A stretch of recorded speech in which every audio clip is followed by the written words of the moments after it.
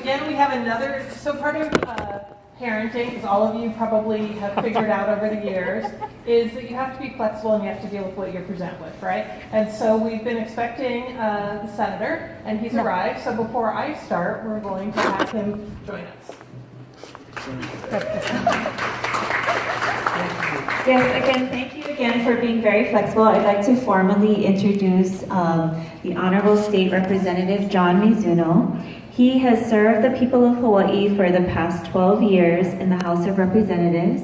He represents District 28, Kalihi Valley, Kamehameha Heights, and Lower Kalihi. He currently chairs the Committee on Health and Human Services, co-chairs the Keiki Caucus, and has served as Vice Speaker of the House, Majority Whip, and received recognition as Legislator of the Year by the United States Humane Society, Hawaii Psychological Association, and the Coalition for a Tobacco-Free Hawaii. He strongly believes that those affected by FASD should be recognized and receive the same rights and services as other people with developmental disabilities.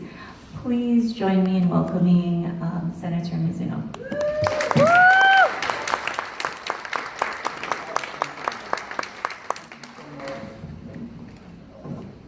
Thank you. Good morning and aloha, everyone. Aloha. Gosh, with a wonderful welcome and speech like that, who needs a campaign? Yes, the general election's coming up in November, but thank God I don't have an opponent, so you will not get any deep campaign speeches from me. Just a lot of mahalo for all the work that you do. Thank you for the promotion. I am actually representative. Well, you can say senator, I don't mind. We get the same pay. Senators are 4 years, representatives can have 2-year terms.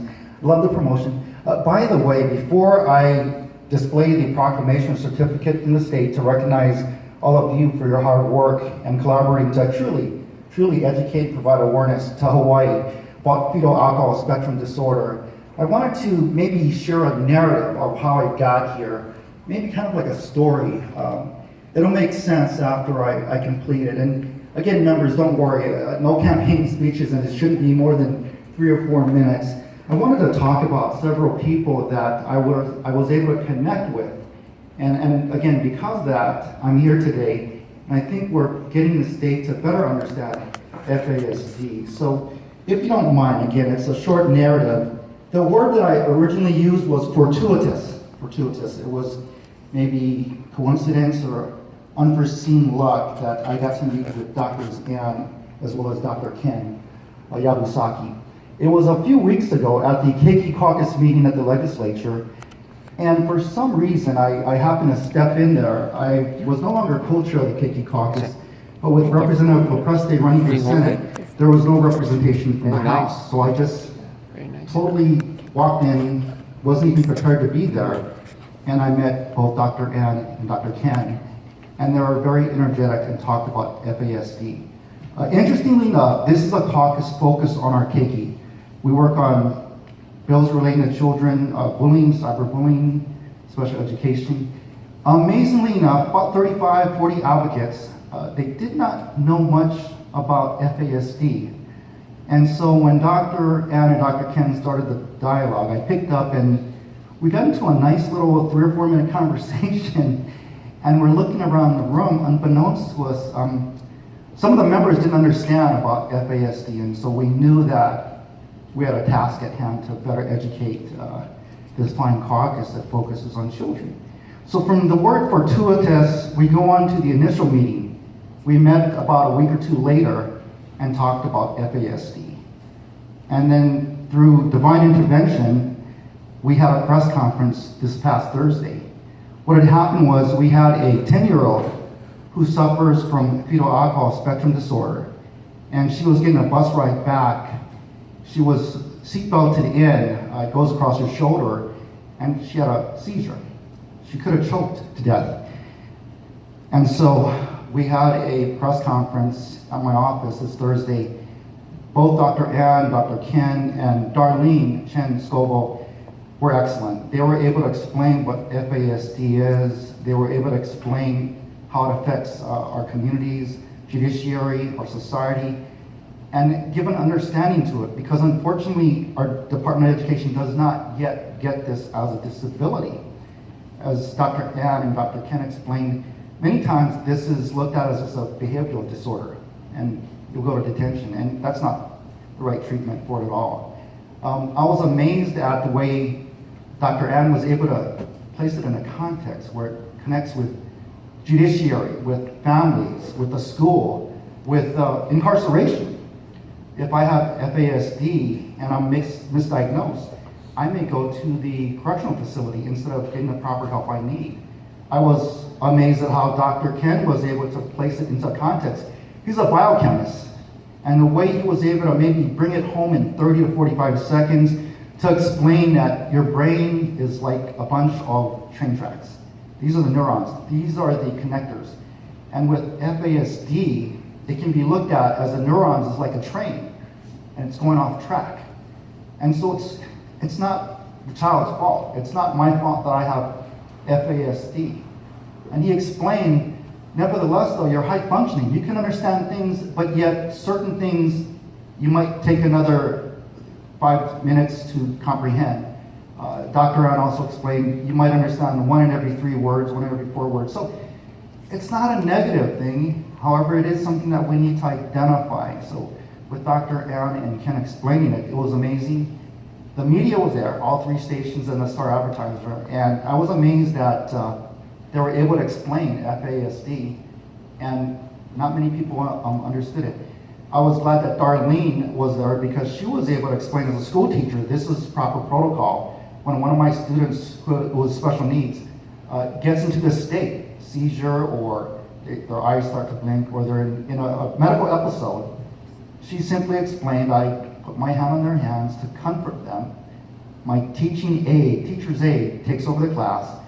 I get a hold of EMS, I contact the principal, and we contact the parents. That's protocol.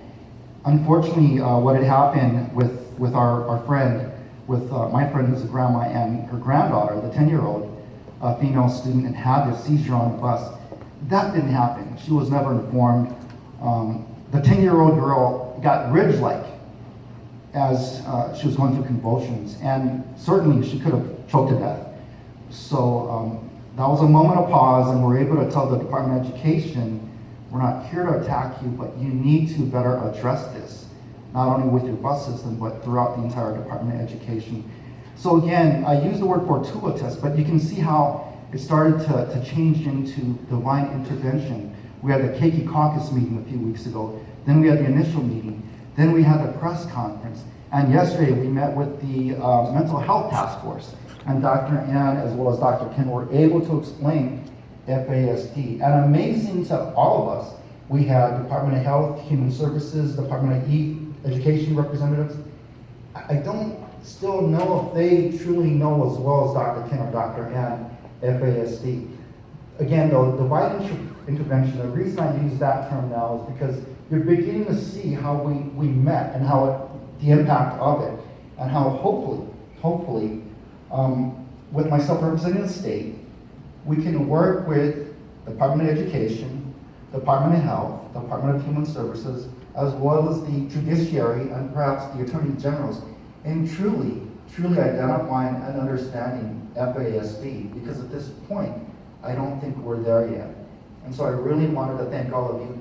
I wanted to see if we can especially thank both Drs. Ken as well as Ann and Darlene Chen Scoville for their great work. If it wasn't for them and through divine intervention, we wouldn't be here today. So, well, can we give them a warm round of applause?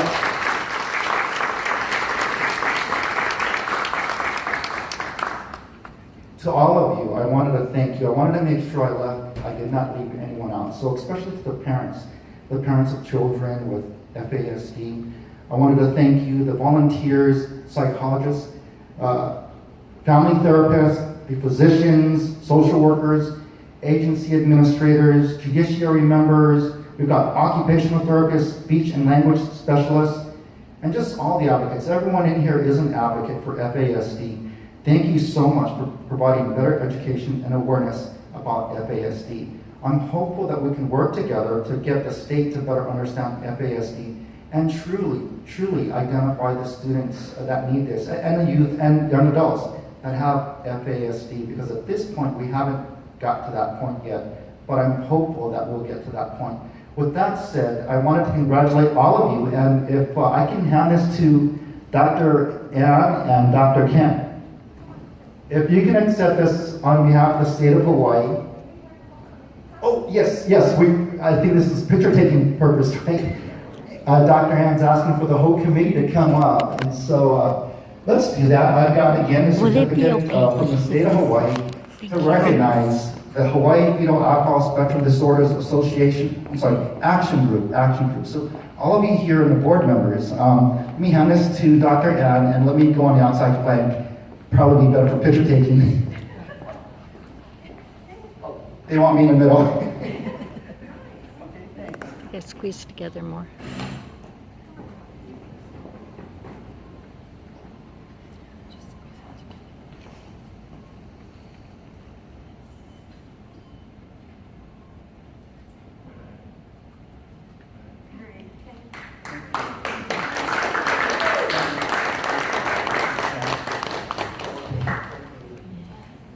Thank you, everyone. Thank you, Representative John Mizuno. I have to correct myself there. Thank you very much. We really appreciate it. So You're without welcome. further Thank ado, you. I'm going to reintroduce Dr. Kathy Moonshine. She is visiting us from the island of Maui. And so we can go